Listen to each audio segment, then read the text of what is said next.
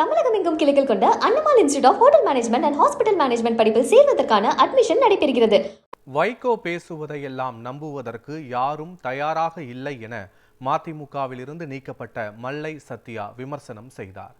மதிமுகவிலிருந்து நீக்கப்பட்ட மல்லை சத்யா காஞ்சிபுரத்தில் புதிய கட்சிக்கான கொடியை அறிமுகப்படுத்தினார். பின்னர் எதிர்கால நடவடிக்கைகள் குறித்து அறிவிக்க 15 பேர் கொண்ட குழு அமைக்கப்பட்டுள்ளது. இதனைத் தொடர்ந்து செய்தியாளர்களை சந்தித்த அவர், திமுக அரசு எங்களை அழைத்தாலும் அழைக்காவிட்டாலும் திராவிட கொள்கைகளை தூக்கி பிடிக்கும் வீரர்களாக செயல்படுவோம் என தெரிவித்தார்.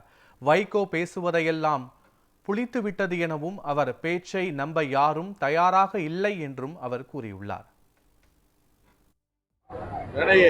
மாண்புமிகு தமிழ்நாடு முதலமைச்சர் அண்ணன் தலைவர் தளபதி அவர்கள் திராவிட இயக்கத்தின் கொள்கைகளை வென்றெடுக்கின்ற விதத்தில் பகுத்தறிவிப்பாளர் தந்தை பெரியாருடைய பிறந்த நாளில் உறுதியேற்க வைத்திருக்கிறார். அண்ணல் அம்பேத்கருடைய பிறந்த நாளுக்கு உறுதியேற்க வைத்திருக்கிறார். அதே போன்று சமூக நீதி, மாநில சுயாட்சி என்கின்ற பல்வேறு தளத்தில் அண்ணாவுடைய பிறந்த நாளில் உறுதியேற்க வைத்திருக்கிறார்.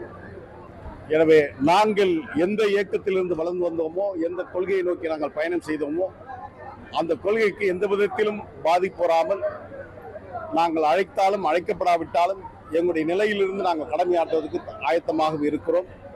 திராவிட இயக்கத்துடைய கொள்கைகளை தூக்கி பிடிக்கின்ற வீரர்களாக நாங்கள் நிச்சயம் இருக்கிறோம். எனவே எங்களை ஆறத் தழுவுகின்றவர்கள், எங்களை ஆளாக்க நினைக்கின்றவர்கள், எங்களுக்கான வாய்ப்புகளை தருகின்ற போது அதை மறுக்க மாட்டோம். அதை எங்களுடைய தோழர்களோடு நாங்கள் கூடி பேசி அதற்கான முடிவை நிச்சயம் எடுப்போம்.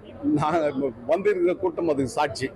அவர் சொன்னதெல்லாம் புளிச்சு போச்சு, எல்லா காதலையும் புளிச்சு போய் அவங்க எல்லாரும் ஏற்கனவே விரக்தி ஆகி விளிம்பில் போய் நின்றுட்டு இருக்காங்க. அதெல்லாம் அவர் சொல்றதை யாரும் ஏற்றுக்கொள்ள மாட்டாங்க. அவர் இப்பொழுது கண்ணீர் விட்டு கதறுகிறார். ஏதோ சொல்லி பார்க்கிறார், யாரும் நம்ப தயாராக இல்லை.